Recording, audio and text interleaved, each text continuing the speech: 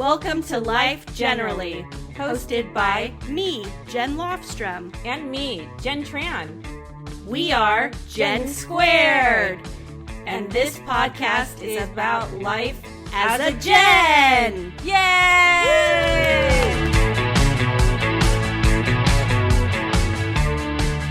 Hey Jen, how you doing? I'm doing all right. How about you, Jen? I'm doing all right. You know, it's later in the day because of daylight savings, but I have to say the best thing about coming home from work is taking off your pants and putting on pajama pants. I totally understand. I like to wear basically muumuus, so that's okay. Whatever's comfortable, because I really, unfortunately for my son and for my partner, it's not a fashion show at home. It is just me enjoying my comfort, you got to unwind. We have so many things on our minds when we get home from work. And I don't know, it's just it's so nice to get into one of my t-shirt muumuus and just relax. I do have a robe though too. So if I go outside, the neighbors don't know I'm in a t-shirt muumuu, but secretly they look like dresses. And so if I just put a sweater on with it, nobody knows. Yeah. So that's okay. I think if you're at home, nobody gives a shit. Seriously, I'm not in a full face of makeup at home. But besties, maybe some of you guys do. Near me. Yeah, they've seen me at my work, and that's okay. I used to care. In high school, I remember my mom, she said, "Hey, someone's at the door." I had just gone swimming. My hair was crazy. I went up to the door. This dude that I knew from high school with his friends wanted to hang out. I looked crazy. Was he cute? Was he cute? He was cute. And I looked like the Bride of Frankenstein. And when he saw me, he was like, "Oh, it looks like you're busy. I'll see you later." And he took off. And I was like, "Mom." And she was just like, "Well, she's like, I didn't say that you shouldn't look nice. That's your own. It's your own prerogative." Yeah. And I was and now I really wouldn't care. At that time, I was mortified. I was like, "Oh my gosh, I'm never going to get invited to a party or anything."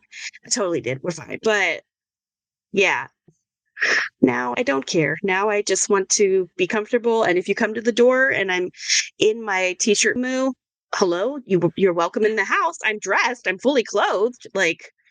So that's just life. There's some things that I did care about, and there's some things that I do care about more. It's kind of all it all shifts when you get older, I think, in your 40s, Yeah. Well, what this week's topic is what you stop caring about. We are women of a certain age, 40. Yes. And yes, we just, honestly, 40, Jen and I can testify, besties, that there are a lot of certain things that we just stop caring about. And for sure. Yeah.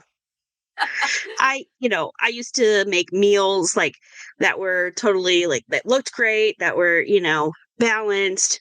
Also maybe something from Pinterest. Now it's what we have are just called good enough meals.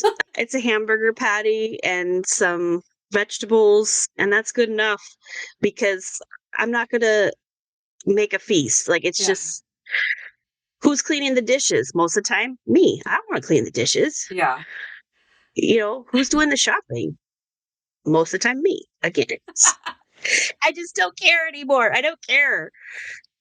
So on ChatGPT, I asked it, my other bestie, my AI bestie.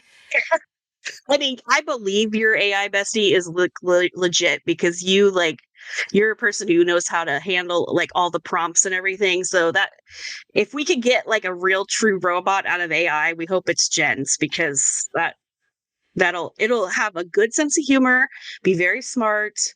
Oh, those are winning things for a robot. You're so kind. So I asked, what do people in their 40s stop caring about? And it just kind of gave me a quote of it is the biggest one. And people in their 20s care what everyone thinks. People in their 30s care about what certain people think. And people in their 40s, they're too tired to care anymore. So that bingo. Yeah. Amen. Your ChatGPT is on point.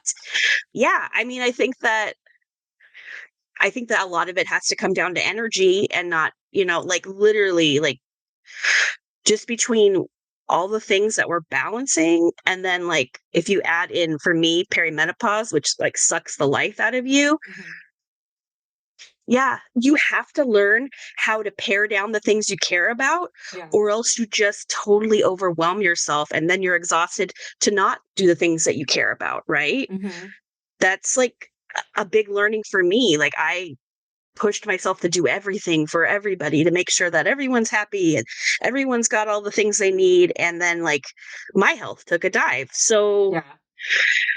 we have to just focus on things that are important, but figuring out what those things are is like, I think a big part of your 40s, really. Yeah. Like, I think that I don't care about little drama anymore. Like, if someone wants to be like sassy about something or judgy, all right, like that's your prerogative, like, Uh-huh. I mean, we've both have read The Let Them Theory by Mel Robbins, one of our favorite podcasters out Our there. godmother But besties. Our yeah, godmother. I know. She's our godmother for sure. I would love to be a fraction of Mel Robbins. But it's The Let Them Theory has totally changed my point of view Mhm. on what is important. And like, I don't have to make you feel good because you have whatever going on. Like, if you want that and I can't do it, then I'm just going to let you do it. Like, think that stressing over like the holidays and like what are we going to buy for this person and I love gift giving and I love spending time with people. I don't like scheduling things. Like, I don't like trying to, and it's like so much time. And that doesn't make any sense because if you want to do the things, you have to schedule it, which is why I do so much better with when like you say, hey, Jen, I want to do this. When can you do it on your calendar now? And I go, oh, yeah, let me look. Oh, good. Because So I always feel like I'm being annoying. Oh, I totally need that. No, I need that because the thing is that in my head, I'm like, yeah, that sounds great. And then I'm going to forget it because like I am undiagnosed ADHD, but now that I have perimenopause, I am like 99% sure that I have ADHD. And so it just goes in one ear out the other. It does not mean that I don't want to do it. It doesn't mean that I am lazy. That's the hard thing for me. Like, I have identified that as like, if I don't want to do something or I don't remember something, Mm-hmm. then I'm lazy. And that's kind of like growing up in Gen X, that's like, you're supposed to keep on things and you're supposed to remember things. And for me, it's whole lot of squirrel. And so I appreciate when you do that. And I'm also to the point because I don't care about a lot of BS that it's just like, if I don't like something, I'm just going to let you know. Like, I'd be like, that's not really something I'm into, or Yeah. I don't really have the time right now or whatever. Like, I don't need to pretend to like something that I don't like. I think that that's about being more authentic with yourself. Right. And understanding the things that you like, what you want to spend your time doing. Yeah. And sometimes I want to spend my time napping, and that's okay. Napping is always great. Like, oh, I love napping. People I should think nap more. and that's something I do care about is my sleep. But okay, this is the thing that I remember when I was like going to physical therapy about napping, or like I went to a personal trainer, even though napping is actually a necessity for a lot of people, right? But they were just saying, like, if you're in your 20s, you shouldn't be napping because you should have this whole bunch of energy. And now I'm just thinking, like, I think this is like the get shit done culture type of deal. Yeah. Like, yeah, you want to get shit done and then you forego napping. And I think it's like, but then you burn yourself out. Yeah, exactly. Like, I think that is definitely unhealthy. I mean, there were times when I was in college for my bachelor's, when I wasn't living on campus, and then I was working and doing all these different things and nannying and stuff, I would sleep in my car in the parking lot of school between classes. Don't always recommend that. That may not be the safest idea, but maybe ask a friend who has a dorm room if you can crash on their place. Or, But, okay, what makes that safe? Like if it's an open parking lot or is it a structured parking lot? it was just an open parking lot that I was in, and I woke up real hot. Oh, yeah, that's, because of the sun. Yeah, So, it's dangerous because of the environment. Yeah. Whether it's dangerous because it's sketchy, because some colleges are in sketchy areas, or dangerous because you might fry in there. Like, know your limits. Like, really, everyone, besties, know your limits. You could be aware of your surroundings, but also be aware of your, for me, that was not because I wanted to nap then. It was like, I am exhausted. And then I just passed out. Whereas I think if you're more mindful about that stuff, you're going to plan it. You're going to say, okay, like this is going to work for my schedule. This isn't. Yeah, I think that we think that only babies need naps, but old people need naps too. And young, middle age, old, whatever. Even in a 20-minute nap, you feel refreshed. If you do like a little bit more, it's a little bit crazy. Like you get groggy, right? And I know some people are like that. Everybody's wired differently, right? Yeah. Some people just can't nap because they wake up and they're like feel groggy. But I think that I do care about feeling refreshed and waking up and being ready and clear-minded for whatever I'm doing. And I think that I did fall. When I was in my 20s, I fell for a lot of gimmicks kind of things. Like, I remember buying like things that were kind of one-time use gadgets.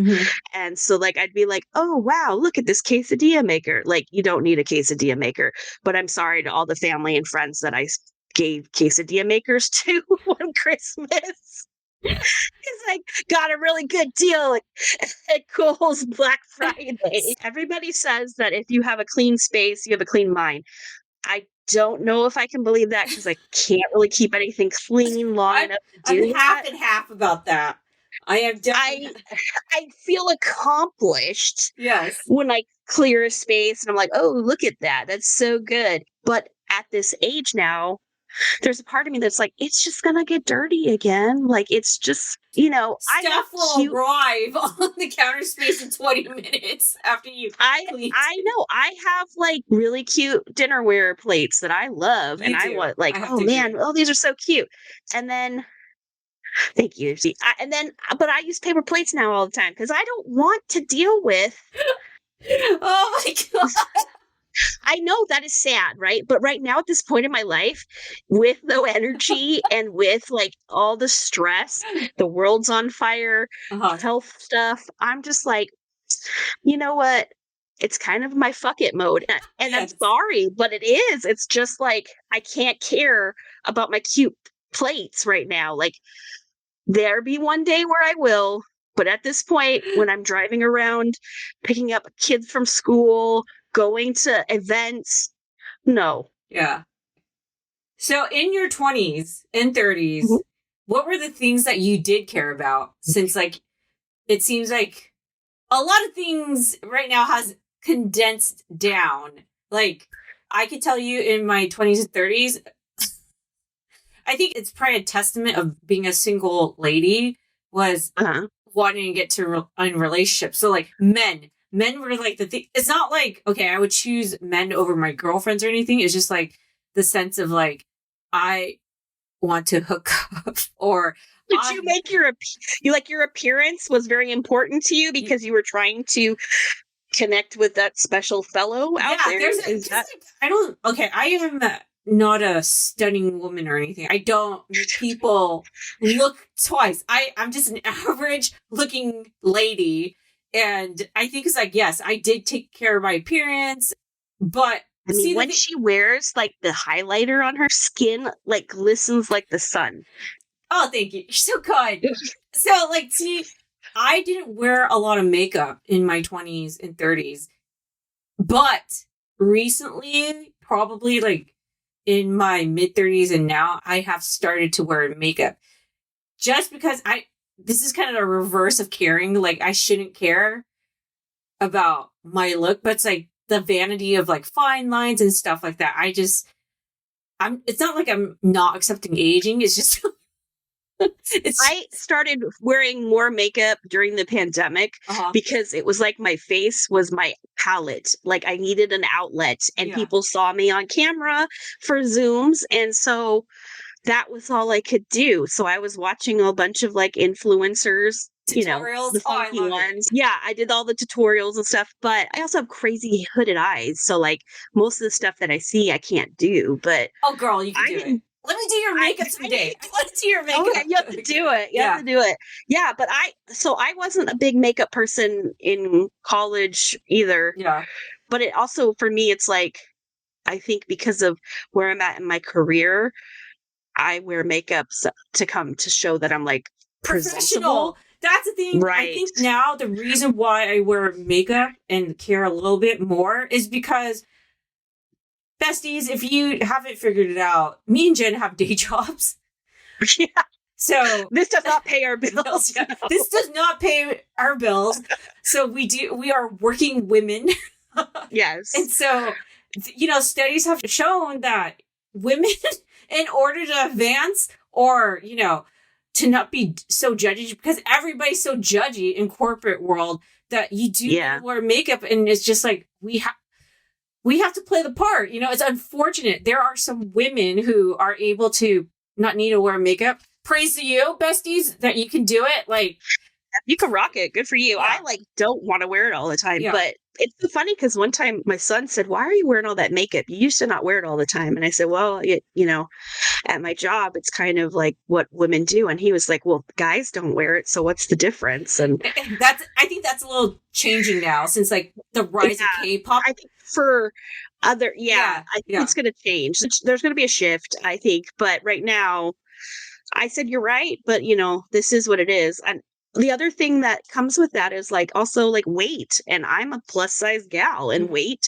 They say women who are heavy have a harder chance of like moving up and getting promotions or getting a new job. And so like, I got to take my edge where I can. And if that means I'm going to have a cute hair and some funky glasses and wear some makeup, then that's what I'm going to do. Yeah. I mean, I just care about being, whatever I'm doing, I'm going to try to do it as much of showing up in my own way as possible. Yeah.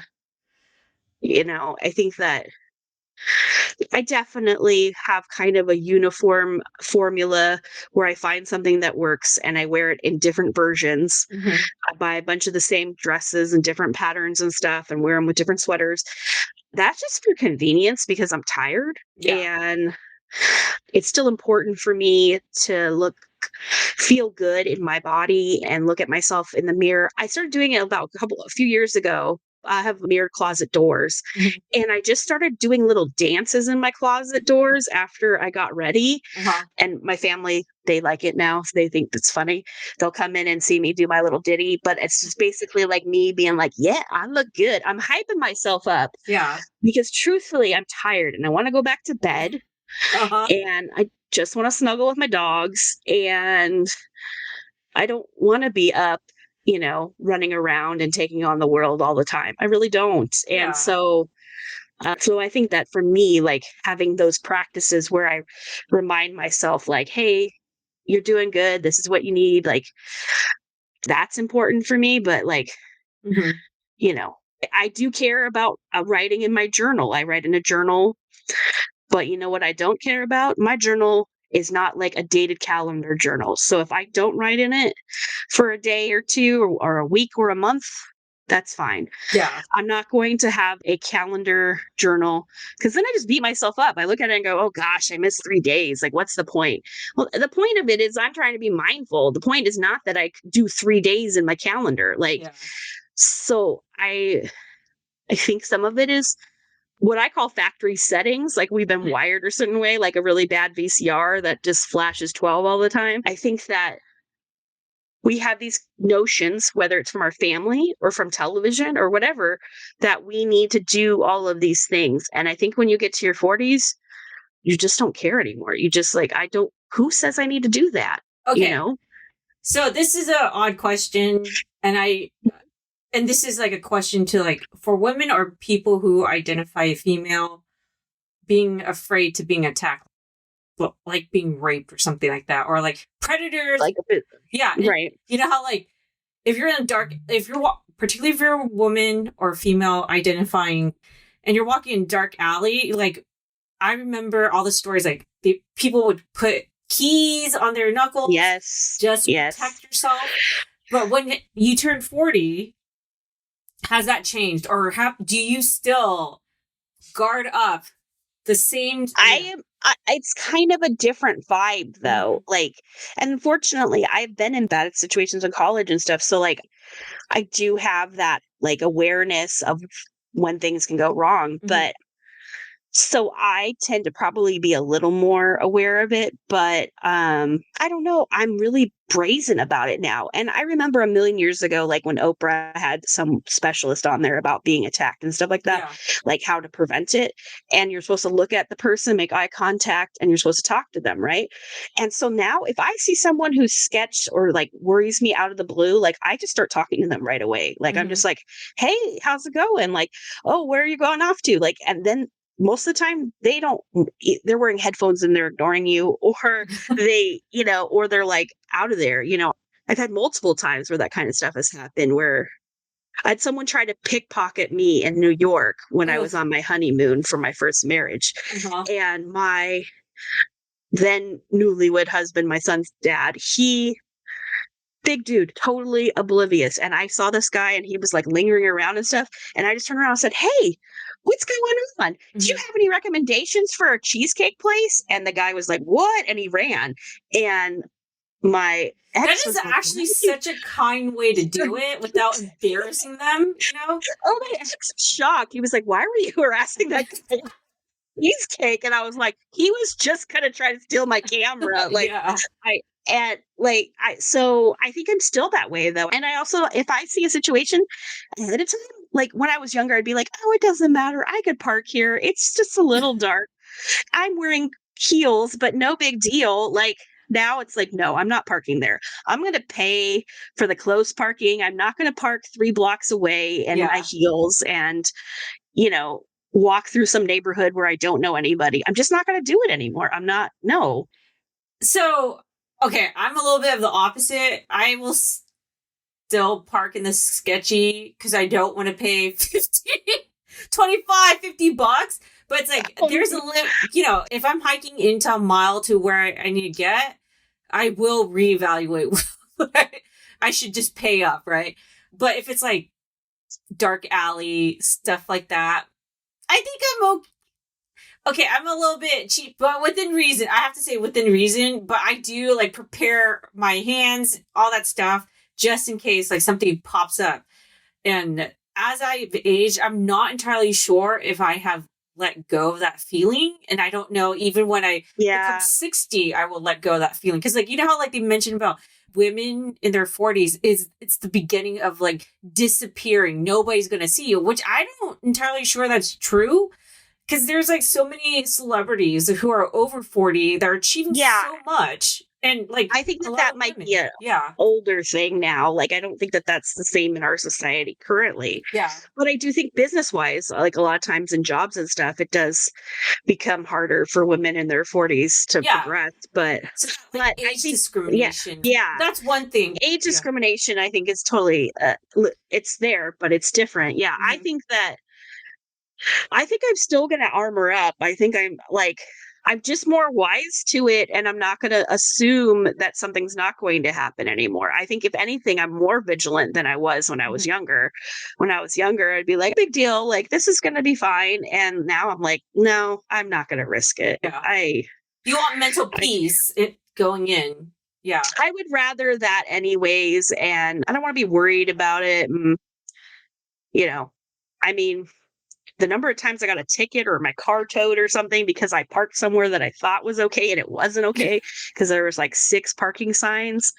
I don't even bother with that now. If I go somewhere and it's like, you can park here between X, Y, and Z. No, I'm not parking here. I'll walk. I have no problem walking. It's just, I'm a little bit worried about like either something happening or me screwing up and reading it wrong. Yeah. And with being in my 40s, my vision's getting all wonky. So Same. Yeah. that doesn't help anything when I'm like, oh, I thought the sign, I thought the sign said this. something. No. Yeah. And it's like sometimes I can't read it right. Like I've got progressive lenses. And if you need to wear those, it's okay, guys. I'm just going to say, I have friends who are like, well, I don't want to wear my glasses because I look old. And I'm like, no, you look like you can see. That's okay. Like, I don't know. I think it's a privilege to age. Yeah. And I just don't, I don't care if someone looks at me and says, I quit coloring my hair. I colored it once after the pandemic. I was like, because during the pandemic, I didn't. I colored it. And then I was like, you know what? I don't even like this anymore. I just want to have my hair the way it is. Like, I just want to be me. I don't care about sitting and paying a bunch of money. And I do look younger when my hair is blonde. I look probably 10 years younger at least, but I don't care. So that's totally fine. Like, I have started to have more grays in my hair. And like, I remember when I was like 38, when I'm just like, why don't I have grays? Now I'm like in my early 40s and I'm just kind of like, oh, now I have grays. Should I start coloring? And I'm just like, man, too much effort. The cost analysis for it, to me, even like, not necessarily cheap dyes, but I'm just like, cost analysis doesn't equal, I don't have enough grays to justify one color. And I think that maybe we have like, that's part of the we don't care movement is that you do an analysis, whether it's your time, it's your money, it's your energy, right? Yeah. And if that's not worth any of those, then you're not going to worry about it anymore. Yeah. So, besties, whatever age you want to do it. And if you don't care about it, don't care about it. It's just a hassle. Like, it's just... the less that you can stress about things and the more that you can roll with things at any age, the more your life and work and family, you're just going to enjoy it more. I think that's important. We shouldn't stress about things. Things are obviously very important, but like a lot of people say about their jobs, if you died the next day, they would just list your name, list your job somewhere else. Immediately in LinkedIn, if you're working corporate life, you're a number. Like, and I think more and more with the way the economy is right now and the layoffs that are happening and all that kind of stuff, like we're realizing like our parents, a lot of parents, my family did, where they would like work for one company or for 15, 20 years. And I've worked for companies for years, 8 years, 10 years and stuff, and then get laid off. So like I've been through this multiple times. So I don't when I'm working at a place, I like it. I will be a team player, but I also know that I'm not going to give up on things that are important to me, whether it's my health, my time, my family, over my job. Does that make sense? Yeah. Because it's like, they're not going to remember you and you're replaceable. Like, this is not corporate America in the 50s. This is corporate America. Well, yeah. And most people are not getting pensions and, so quote unquote loyalty. It's just, some of it is just the same as just like, you're not supposed to talk about what you make, right? Yeah. Although California has passed a law where they will post like the ranges for pay scales and stuff. But that's a whole construct by companies so that they don't have to pay people the same level of wages. That's not, I explained that to a 17-year-old recently. Oh, really? And I was like, oh, how much are you making? And they were like, oh, I'm making just over minimum wage. And I was like, what's that? And they said like $16.25 or something, which man, Shevitz, that was not my minimum wage. My minimum wage when I started working was $4.25. But and then they were like, isn't it rude to ask someone what they make? And I was like, that is not actually true. That is just been construct, created. Yeah, it's and they were like, their mind was blown. I was just like, yeah, it's just like, the marketing of diamonds are forever, and you're supposed to have 3 months of wages for an engagement ring. Mhm. That was a marketing. We learned about that in our MBA classes. That was a really good marketing strategy by De Beers a million years ago. And they started writing it in magazines and stuff. That is not actually like a rule of thumb. Diamonds do not last forever. They can last over X amount of years, meaning like 100,000 years or a little bit more, maybe like about 1,000,000 years until they decay into nothing, like coal again. It returns back. Do they? Yeah. So diamonds are not forever, but it can be forever of that human's lifetime. Oh, well, and I'm not even a person who really buys into the diamond stuff. Like, if that's what you like, great. Like, I'm not going to judge you, but I like colorful things. So I like colorful stones, and I like opals because they're cool and they reflect. And I feel like that is kind of where if someone said, what stone or gem are you? I would say I'm an opal, because like you know, I'm a little out of the ordinary, different colors refract things, but I don't care about diamonds, but I do care about cool minerals. And, I was embarrassed about that in my 20s. I took a rocks and mineral class when I was 19, actually. And I went on a trip, and we went rock hunting, and it was really cool. And it was in Death Valley, and I did all these cool things. And I didn't tell a lot of people because I was embarrassed, because it was a nerdy thing to do. Now I would be like, you would be a hit with the Gen Zers, man. You would be just like, this lady's cool. I can guarantee you that. I'm very sure. Oh, I don't care. Now I'm just like, hey, do you want to go on a rock trip with me? Like, found this place. It's going to have some cool stuff. Like, I have to have the energy and the time, though. I think that we all try to I think learning about what is important to us, you just learn more of it as the older you get, and like the we do not care movement, which we're talking about it in a different way, because it's specifically created by Melanie Sanders, right? Who on TikTok and Instagram and the gram, she is coming from the perimenopause, menopausal, postmenopausal side of things, which you really don't care at a certain point about a lot of things during that time. I sweat now all the time. I am sweating like at the airport when I was flying to my friend's wedding. I was like a sweaty hot mess. It was not a hot day. There was nothing going on, but it's like if I'm stressed or I'm thinking about something, I just my face just like sweats a ton. And now I post pictures of that on social media and tell my friends, like, hey, look at me, because sweating. I'm sweating. This is your cougar puberty glow, guys. So that is like, I think that when you're battling your body over things, and it could be like, Melanie talks about it from like, menopausal kind of hormonal changes, but like as someone who has polycystic ovarian syndrome, my hormones have been out of whack my entire life.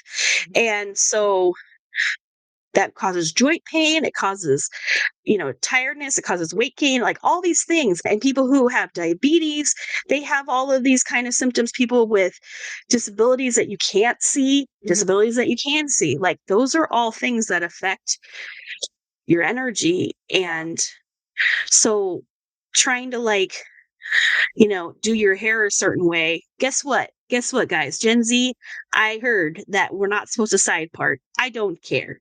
I like my side part. When I middle parted in the 90s too. This is not a new thing, guys. And my mom did it in the 70s. So like, you're not coming up with anything cool. I love you guys, besties. If you're Gen Z listening to us, great. Alphas, cool. You might be a little young, but all good. But I don't look good with my hair parted down the middle.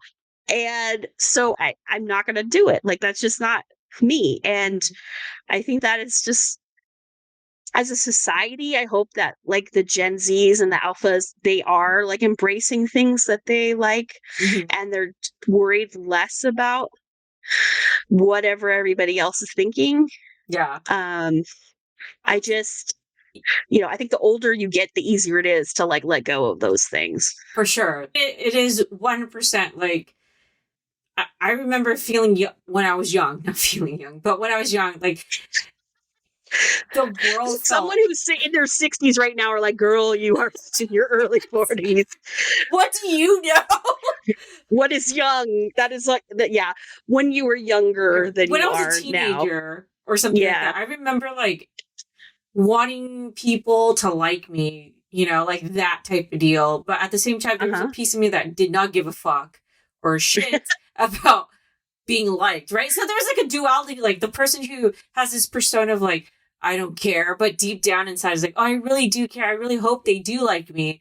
I don't know if it's like because of society, like saying like, yeah, you should be that girl that everybody likes or whatever. Like you see movies and stuff in the 90s or, maybe early aughts of like showing up like girls, even though they may have this really hard exterior, but inside deep down, they want to be liked by everyone. But it's like at the same time, I struggled with that a lot because I do want to. Yeah.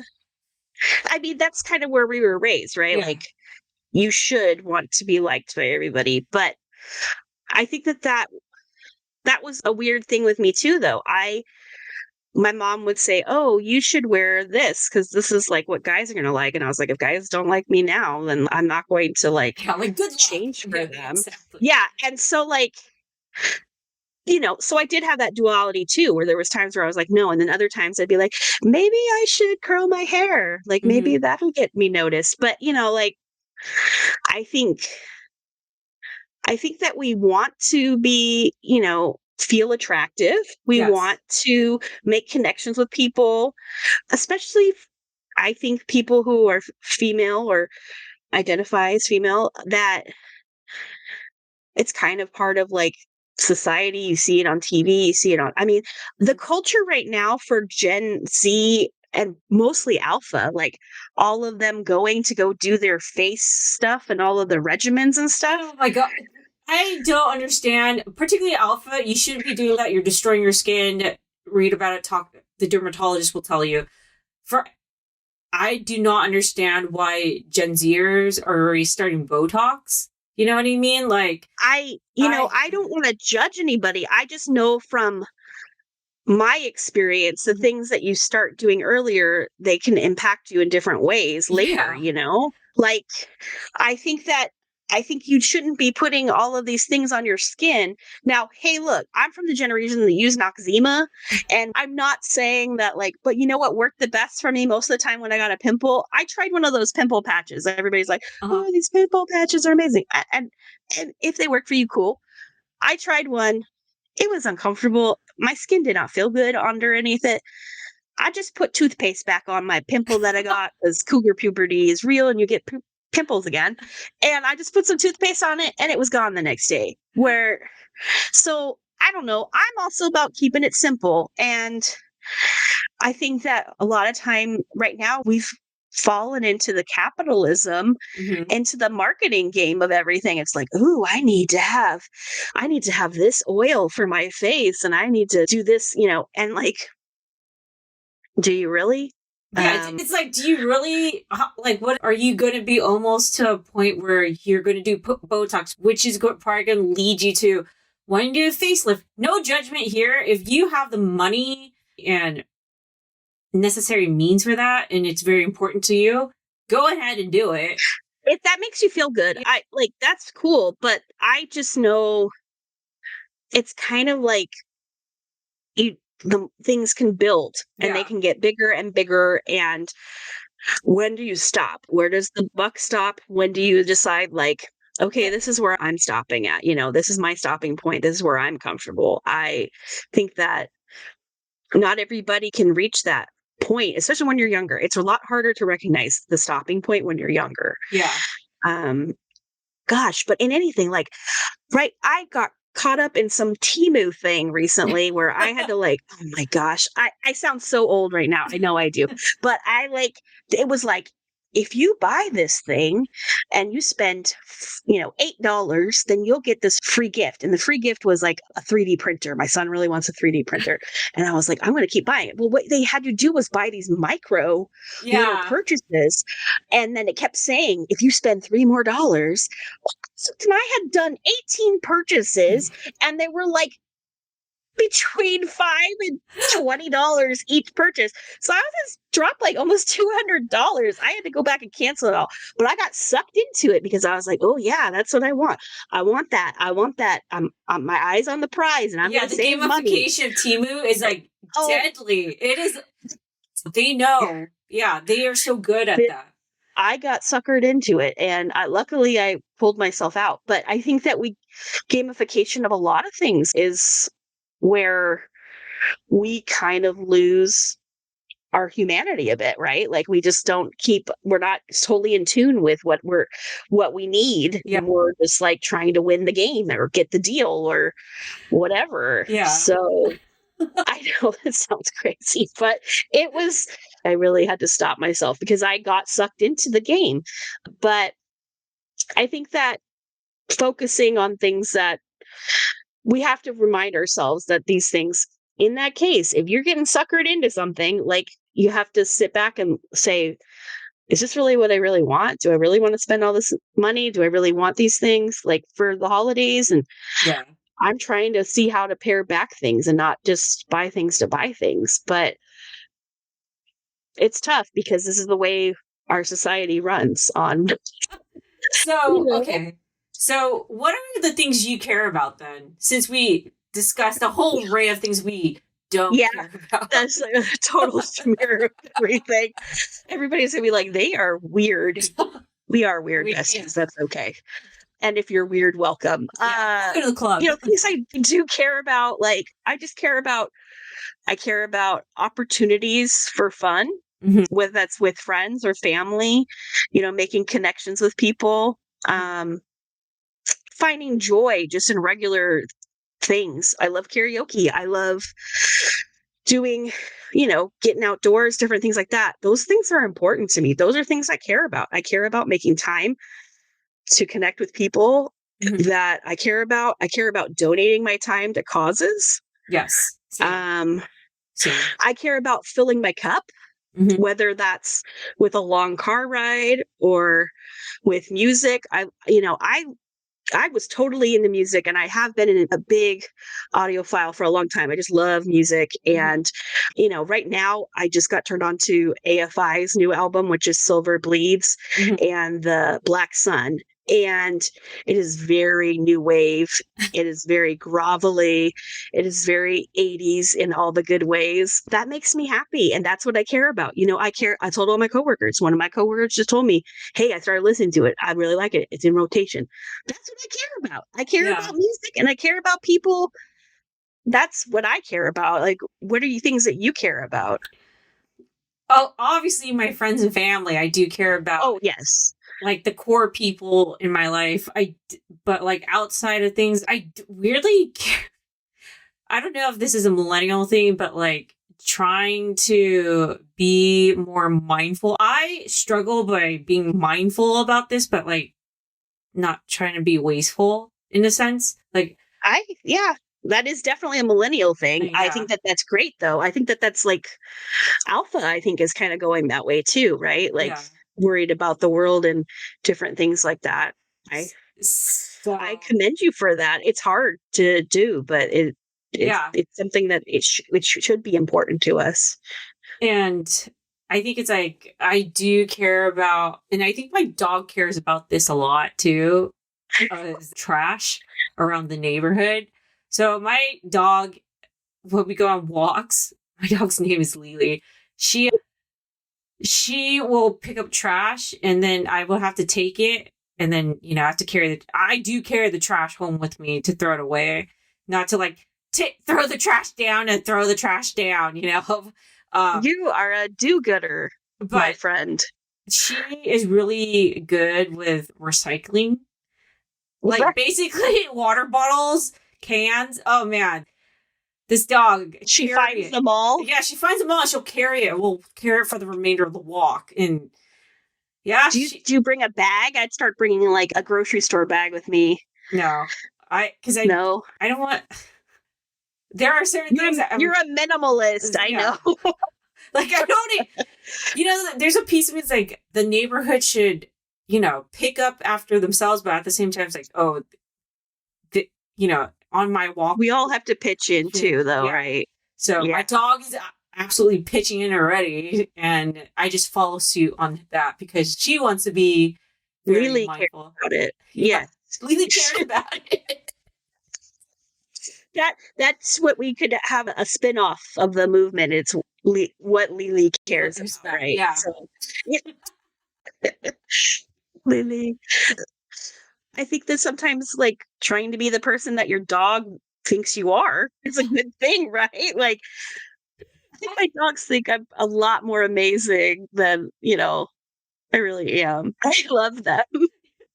Seriously, my dog is environmentalist. I typically am not, but because of this, and most people, like, I believe more parents are a little bit concerned about the future for their kids in a sense of like the environmental part or their neighborhood, their community, or whatever, that they would be reacted by. I'm so shocked that a pet, my dog.